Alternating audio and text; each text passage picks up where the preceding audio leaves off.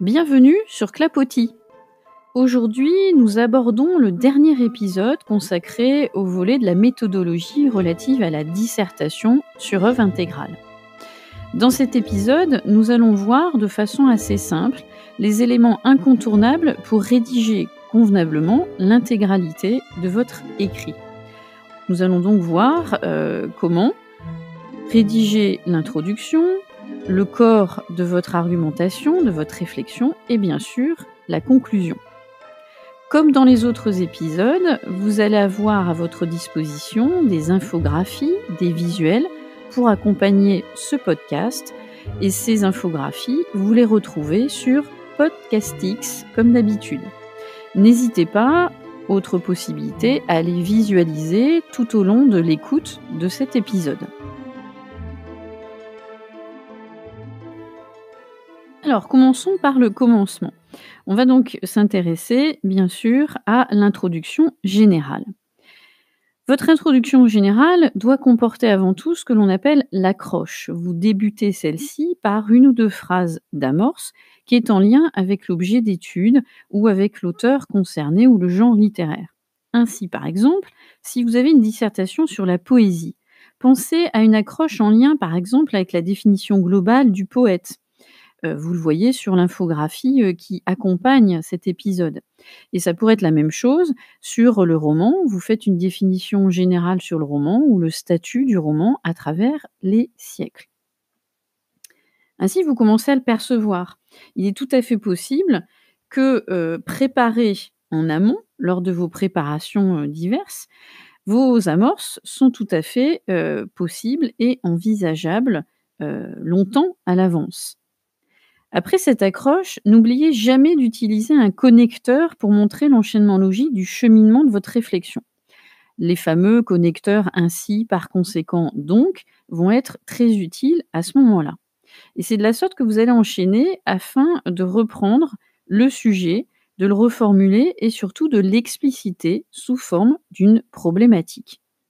Vous pouvez à cet instant intégrer, restituer la citation, par exemple si votre sujet de dissertation est basé sur ce type d'exercice. Donc on reformule la citation, ou du moins on la réintègre telle quelle dans l'introduction. Ensuite, après cette reformulation, vous enchaînez avec la problématique que vous avez formulée en suivant les fameuses 5 étapes de l'épisode précédent dans la série consacrée à la méthodologie de la dissertation. Ensuite, il faut présenter un plan. N'oubliez pas que lorsque vous allez présenter ce plan, vous allez utiliser le nous habituel. N'oubliez jamais que vous ne dites jamais je à l'écrit. Vous présentez donc le plan, du moins les 3 parties qui doivent être bien articulées les unes entre les autres. Par exemple, si votre plan est un plan dialectique, pensez à annoncer la première idée qui va être tout de suite suivie du connecteur « mais » pour introduire la deuxième partie qui s'y oppose.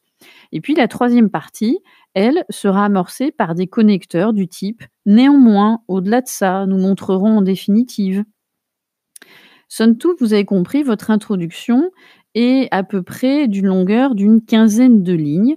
Et aussi pour l'aspect visuel, n'oubliez jamais que ces 15 lignes doivent être matérialisées au tout début par un alinéa, c'est-à-dire au début de l'introduction. Vous décalez de 3-4 lignes, de 3-4 carreaux, pardon, de 3-4 carreaux pour bien montrer que c'est votre introduction. Mais si on résume, l'introduction est constituée d'un seul et même bloc. Donc pendant que j'ai présenté l'introduction, n'hésitez pas à regarder l'infographie sur Podcastic pour que vous puissiez voir visuellement l'usage et l'organisation de celle-ci.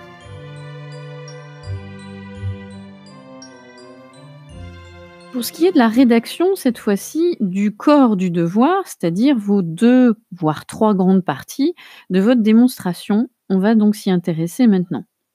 Alors au préalable, petite chose tout à fait anecdotique, mais pas tant que ça, pensez à sauter 2-3 lignes après l'introduction générale. C'est très important que l'examinateur, dès qu'il, a votre copie entre les mains, en l'ouvrant, visualise tout de suite les grandes parties et ait une bonne impression de votre façon de vous être organisé.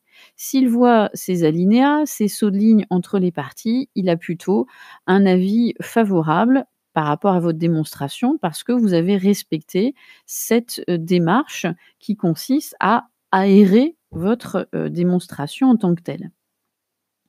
On est bien d'accord qu'aucun titre de grande partie ne doit apparaître dans votre version rédigée définitive. C'est-à-dire qu'aucun titre d'un plan élaboré au brouillon ne doit être perceptible. Tout est rédigé.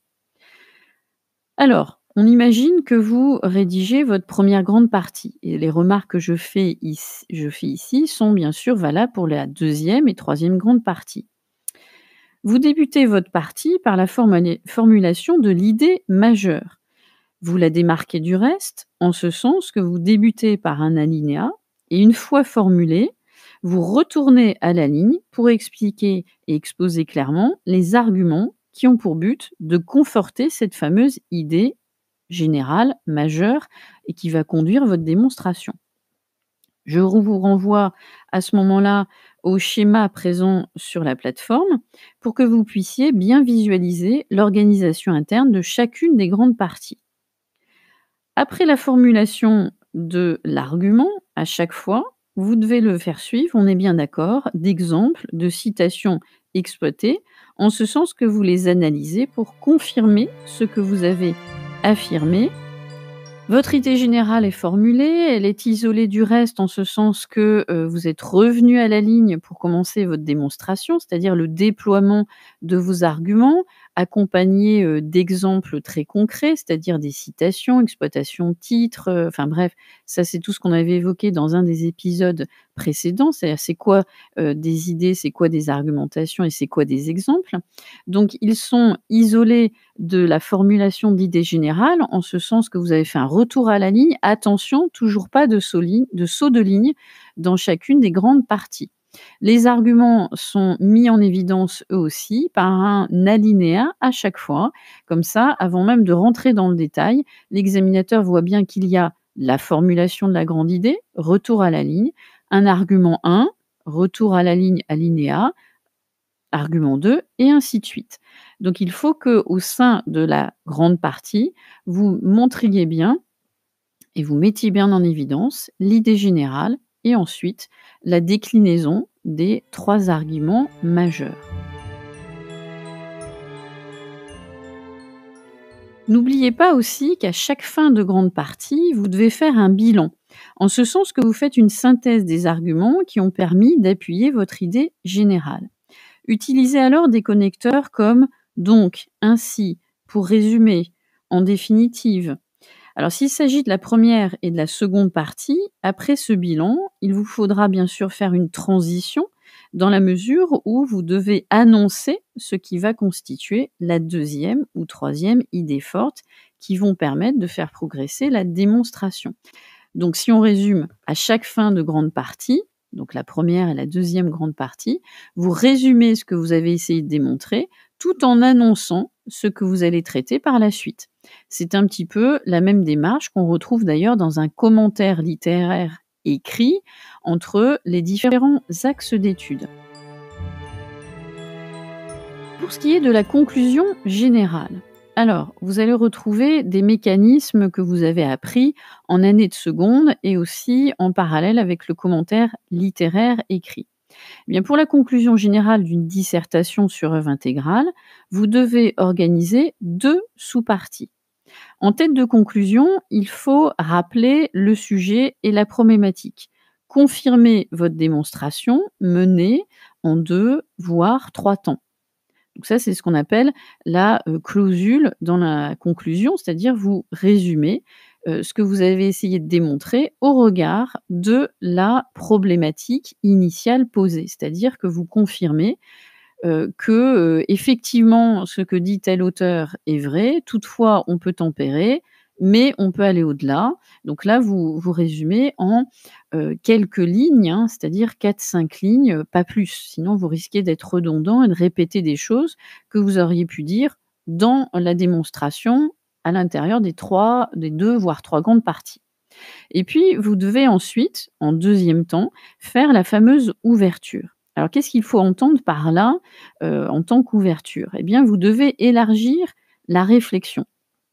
Ainsi, par exemple, si vous avez eu affaire à une dissertation sur la poésie et imaginons donc sur les Fleurs du mal de Baudelaire, concernant, la place de la femme et de l'amour, là vous avez compris, hein, pour ceux qui l'auraient écouté, je vous renvoie à l'épisode où on s'était attardé sur un sujet précis de dissertation qui était consacré à Baudelaire. Eh bien, si vous avez eu ce sujet-là, votre ouverture, va consister en la possibilité de pouvoir élargir, la réflexion à d'autres thématiques majeures qui auraient parcouru, l'œuvre, le recueil de Baudelaire. Exemple, si, votre sujet portait sur la thématique de la femme et de l'amour, eh bien, vous pouvez faire votre ouverture en disant qu'il n'y avait pas que ces thématiques chez Baudelaire, il y en avait bien d'autres et vous les évoquez en tant que telles et vous terminez en montrant que, la multitude des thématiques prouve bien, par exemple, la modernité de l'auteur. Alors pour terminer cet aspect, méthodologique, hein, de cet épisode, on va un petit peu résumer parce que je sais que c'est une de vos questions fréquentes, elle est tout à fait légitime. Donc l'introduction, elle fait à peu près une quinzaine de lignes. Chaque grande partie, dans l'absolu et j'ai envie de dire dans l'idéal, mais c'est tout à fait possible si vous entraînez régulièrement, une grande partie fait à peu près une page recto et une demi-page verso. C'est, dans votre intérêt de faire à peu près, cette longueur de démonstration et si possible et encore une fois dans l'idéal, les grandes parties sont équilibrées. C'est-à-dire effectivement chacune fait une page recto et une demi-page verso. Et puis pour la conclusion, dans l'absolu, on rejoint un petit peu la même démarche qu'un commentaire, littéraire écrit. Vous faites à peu près une dizaine de lignes. Je dis à peu près, on est bien d'accord, ce n'est pas une science exacte et puis j'ai envie de dire, ça dépend aussi de, votre écriture, hein. Si elle est toute petite, ou elle est assez, généreuse, bien sûr, si vous avez une écriture petite, les, 15 lignes de l'introduction veut peut-être se résumer à 8-10 lignes. Donc là, vous savez, et vous êtes capable de moduler. Voilà ce qui est pour de l'aspect, on va dire, longueur de contenu. Pour ce qui est, de l'aspect visuel, donc faites vraiment très attention à respecter, hein, ces sauts de ligne entre chacune des grandes parties, les fameuses alinéas. Plus votre copie sera, aérée, agréable à lire bien sûr, plus elle sera, dans le lot des premières copies, découvertes par l'examinateur. Voilà, j'espère que cet épisode qui avait un aspect un petit peu, formel et technique va vous aider pour mettre en forme, et finaliser surtout la mise en place de votre dissertation. D'ici là, je vous donne rendez-vous pour d'autres épisodes consacrés bien sûr à l'oral, de votre épreuve. Je vous dis donc à très vite sur Clapotis.